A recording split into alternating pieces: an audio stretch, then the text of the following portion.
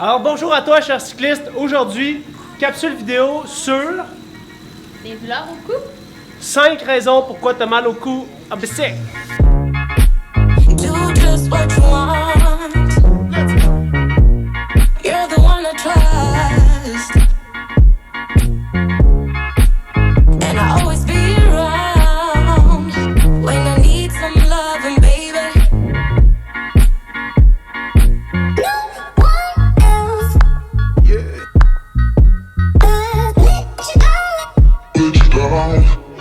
Alors aujourd'hui, 5 raisons pour lesquelles un cycliste peut avoir mal au cou.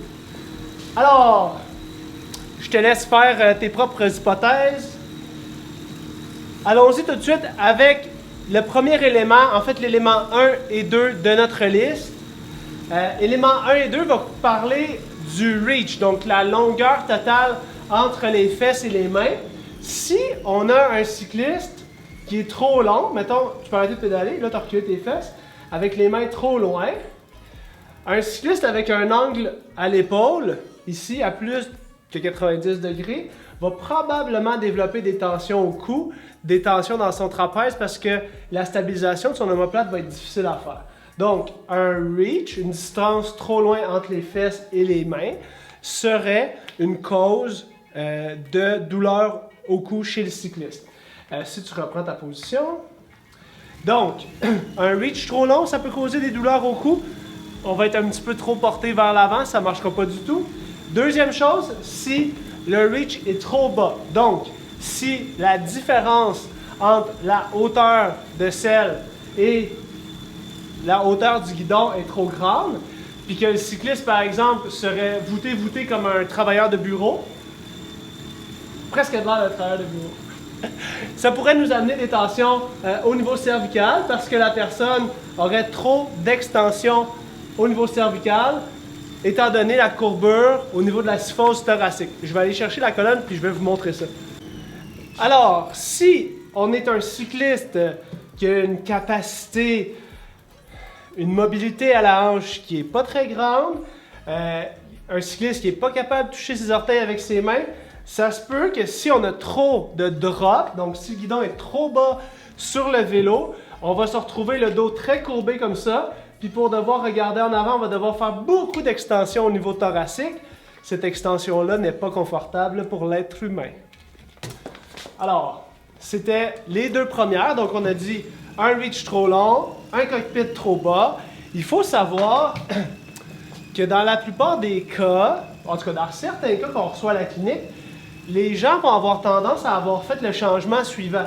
Ils vont avoir raccourci la potence, ils vont avoir remonté le guidon, puis ils vont être rendus tellement fermés à l'épaule, ils vont être rendus à des fois moins de 80, 70, 75. Être trop court sur son vélo comme être trop long sur son vélo, c'est une des causes des douleurs au cou. Donc, si on révise, un vélo où est-ce que les appuis vont être trop loin l'un de l'autre, un vélo où les appuis vont être trop proches l'un de l'autre, comme si vous passiez votre journée en Bixi. Un vélo où est-ce que la drop, la quantité de différence entre la selle et le cockpit est trop grande, va vous causer des douleurs au cou. Quatrième élément très important pour le cycliste, souvent sous-estimé, naturellement, un cycliste pur qui fera juste du vélo n'aura pas toujours une force au tronc, une force au niveau des triceps qui va être adéquate pour soutenir et tolérer la position cycliste.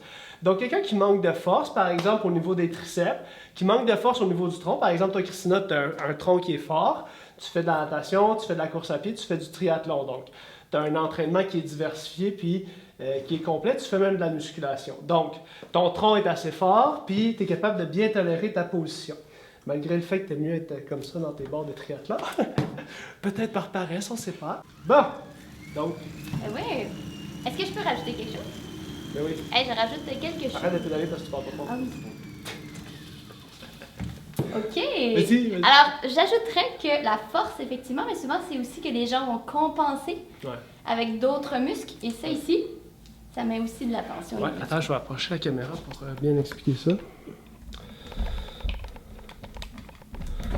Donc, ce que tu disais. Donc, on parlait de force au niveau des muscles Ouais. à l'arrière des coudes.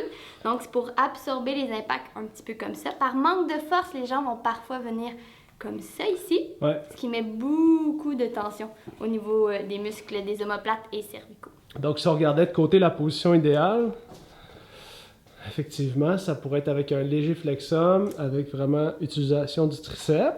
Le petit gras. Un petit gras, Voilà. petit gras de poulet. Voilà, plutôt que ça. Ouais, exactement. Fait que, un manque de force, ça peut entraîner ces compensations-là. Puis aussi, si on a trop de poids sur nos mains, qu'est-ce qui arrive d'habitude chez le cycliste? C'est que les impacts vont être en fait... Souvent, il déplace ses mains, il les rapproche. Ici. OK, ça c'est un bon indice. Si la personne roule tout le temps dans cette position-là, que peut-être qu'il y a trop de poids sur ses mains, peut-être qu'il y a un problème au niveau du reach. Oui. Puis qu'est-ce qu'il fait avec ses coudes? Et les barres. En hyper-extension comme ça. Et là, on absorbe les impacts avec le cou, Le cou. et les omoplates. Ouais. Puis il y a des gens qui sont crispés en permanence comme ça. C'est assez surprenant des fois de les regarder. Là. Ouais.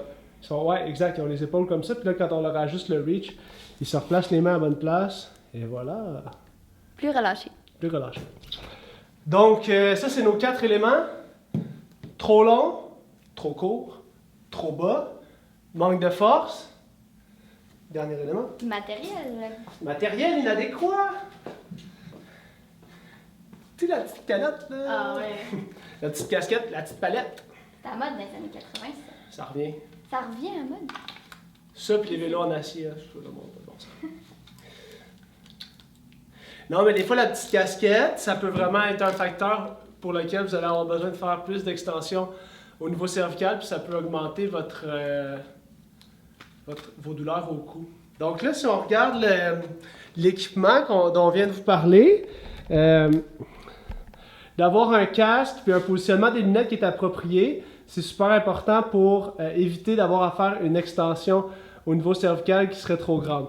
Par exemple, si on avait les lunettes plus sur le bout du nez, avec peut-être une monture, par exemple, qui pourrait être trop épaisse, tu aurais besoin, pour regarder en avant, de faire plus d'extension au niveau cervical, puis ça serait une cause de douleur au cou. J'aimerais ça juste te faire une comparaison avec un échange de lunettes. Avec une lunette qui n'a pas de monture en haut. Fait que comme vous voyez, il n'y a pas de monture supérieure. C'est sûr que tu as de l'air de Robocop, mais ça, c'est vraiment le fun parce que tu peux quasiment regarder ta roue puis tu vois encore en avant sans avoir besoin de faire d'extension au niveau cervical. Fait que, bon, des fois, il y a des éléments de marketing, mais dans ce cas-ci, c'est quand même une bonne innovation au niveau de la lunette. Okay? Même si c'est pas approuvé par les conjoints et conjoints. Acheter une autre paire de Tu lunettes? me diras que le problème, c'est que j'y porte tout le temps, mais peut-être. OK!